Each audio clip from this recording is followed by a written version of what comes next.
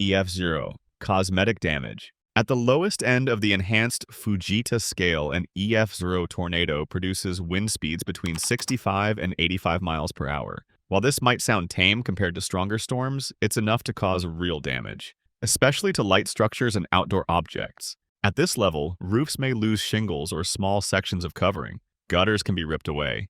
Siding may peel off or fracture. Large tree branches snap, and weaker trees can be uprooted entirely. Fences blow over. Outdoor furniture, trampolines, and trash cans become dangerous projectiles. In 2022, an EF0 tornado touched down briefly in a residential area near Plano, Texas. It barely lasted a minute, yet in that time, it downed power lines, tossed lawn furniture across driveways, and shattered the glass door of a convenience store. A gust lifted a backyard grill and threw it through a shed wall. The damage may look minor on paper, but that's only if you're not standing in its path. People caught outside during an EF0 can be knocked down or injured by flying debris. Lightweight structures like sheds or poorly anchored mobile units may not survive. Even small projectiles moving at highway speeds can shatter glass or leave deep dents in vehicles. EF0s are often mistaken for strong windstorms until they strike. And once they do, they remind us that even the weakest tornado on the scale is still a violent, spinning column of wind. It's only the beginning, and things escalate fast from here. EF1. Structural cracks begin. An EF1 tornado brings wind speeds between 86 and 110 miles per hour. This is the point where structural damage becomes visibly more serious. Homes may suffer partial roof loss, doors can be blown open or off their hinges, and garage doors often crumple inward like paper. Windows shatter. Trees are uprooted, not just broken. Power lines fall. Cars may be pushed, rotated, or even lifted slightly off the ground. It's a noticeable leap in force from EF0. What begins as scattered cosmetic damage becomes a wide trail of physical destruction. At this level, tornadoes begin to break the seal of a home, letting the wind in, pushing structures from within, and causing sudden collapses in corners and entryways. In 2019, an EF1 tornado swept through Linwood, Kansas. The storm lasted less than 5 minutes, but left an unmistakable scar. Rooftops sheared off storage units, dozens of mature trees splintered and fell across roads, and a parked SUV was rotated nearly 90 degrees and dragged several feet. Inside a strip mall, ceiling tiles crashed down while lights flickered and shattered. Unlike EF0s where the damage feels incidental, EF1s demand structural attention. If you're indoors, you'll feel the building shift. Walls creak under pressure. Garage doors rattle violently before folding in. A home without proper anchoring can lose significant portions of its roof, making the interior vulnerable to flying debris and water damage. EF1 tornadoes are common and often underestimated, but at these wind speeds, your home becomes a fragile shell. EF2. Walls collapse, homes fail. An EF2 tornado brings wind speeds between 111 and 135 miles per hour. This is where the damage becomes deeply structural, and survival often depends on exactly where you are when it hits. Entire sections of well-constructed homes can be ripped away. Roofs are no longer just damaged, they're removed. Exterior walls collapse. Mobile homes are not just shifted or rolled, they're completely destroyed. At this level, the tornado doesn't just strike a house, it breaks it open. Heavy vehicles like pickup trucks may be lifted and thrown short distances. Large trees snap at the trunk or are completely uprooted. Power poles buckle. Windows across multiple homes shatter simultaneously. Flying debris becomes not just dangerous, but deadly. In 2013, an EF2 tornado hit the town of Hattiesburg, Mississippi. Within moments, dozens of homes were damaged or leveled. One 2-story brick building lost an entire sidewall, exposing bedrooms like a dollhouse. A small church nearby had its steeple torn off and roof flung into a neighboring field. Hundreds of cars were dented or flipped. Schools, power substations, and roadways were left unrecognizable. This is the point where shelter becomes critical. Above ground, even a sturdy home offers limited protection. Garages collapse. Interior walls are compromised. A person caught outside or in a mobile home faces life-threatening conditions. Safe rooms and underground shelters are no longer just precautionary, they're essential. Compared to EF1, the jump is dramatic. The chaos isn't just scattered, it's sustained. An EF2 tornado leaves behind entire blocks of damage, not just isolated pockets. Cleanup takes days, recovery takes months. The landscape begins to change in ways that don't bounce back quickly. And the terrifying truth is, we're still only halfway up the scale. With EF3, destruction shifts from severe to overwhelming. EF3, homes destroyed, debris becomes lethal. An EF3 tornado generates wind speeds between 136 and 165 miles per hour. At this level, the storm becomes a force of overwhelming destruction. Well-constructed homes lose entire stories. Roofs are torn off. Outer and inner walls collapse. Steel-framed structures bend or crumple. Vehicles are picked up, flipped, and thrown. Trees aren't just snapped, they're stripped bare. It's not just damage anymore, it's demolition. Debris becomes a deadly weapon. Pieces of lumber, twisted metal, shattered glass, all turned into high-velocity projectiles capable of penetrating walls, windows, even vehicles. People caught in the open face nearly unsurvivable odds.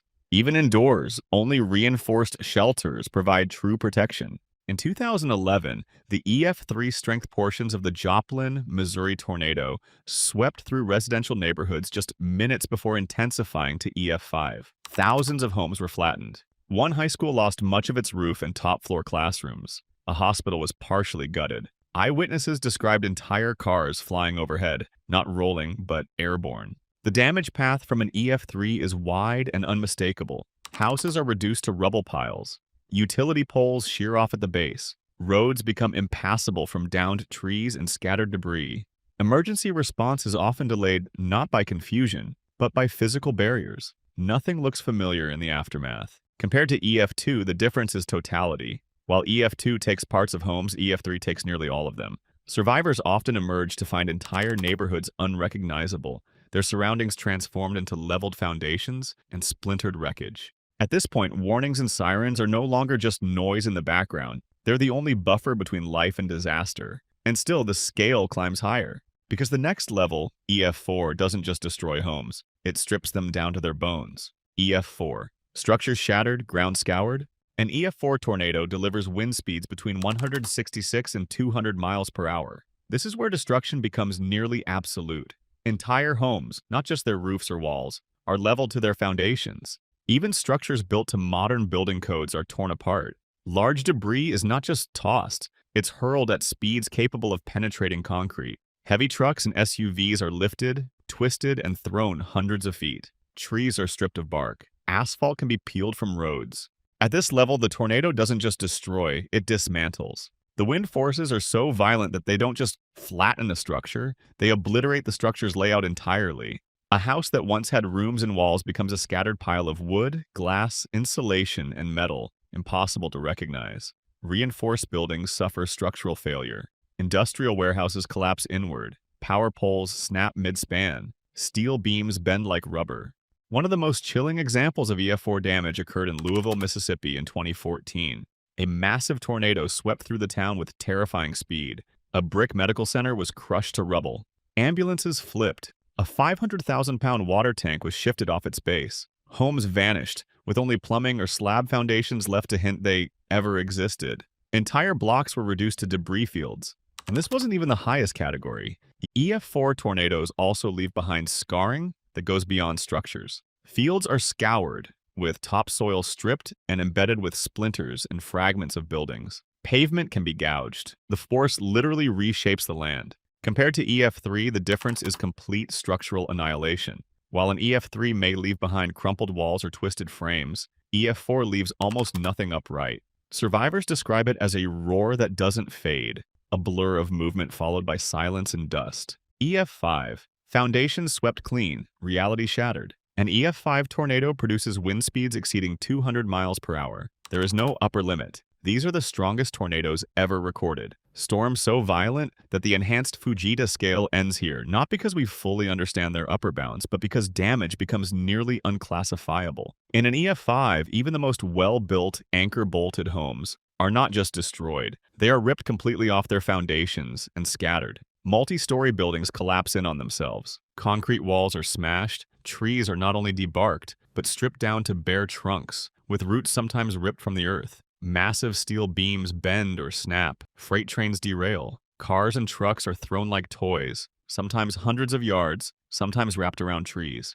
The infamous Moore, Oklahoma tornado in 2013 was a textbook EF5. With winds estimated at 210 miles per hour, it carved a 17-mile-long scar through the city in just 37 minutes. Entire neighborhoods disappeared. An elementary school was flattened. Over 1,000 homes were destroyed. Survivors described seeing their houses lifted whole into the air before disintegrating in a flash of wood and dust. The tornado didn't just pass through, it erased. And that's what defines an EF5 erasure. There's no meaningful shelter outside of reinforced underground bunkers. Even interior hallways, closets, or bathtubs, often safe in lesser tornadoes, become death traps. EF5s reduce entire towns to nothing but slabs and splinters. Survivors often emerge not into their neighborhood, but into an unrecognizable wasteland of silence and debris. Compared to EF4, the difference is scale and completeness. While an EF4 may destroy, an EF5 obliterates. In many cases, forensic engineers struggle to find enough remaining structure to even confirm what a building once was.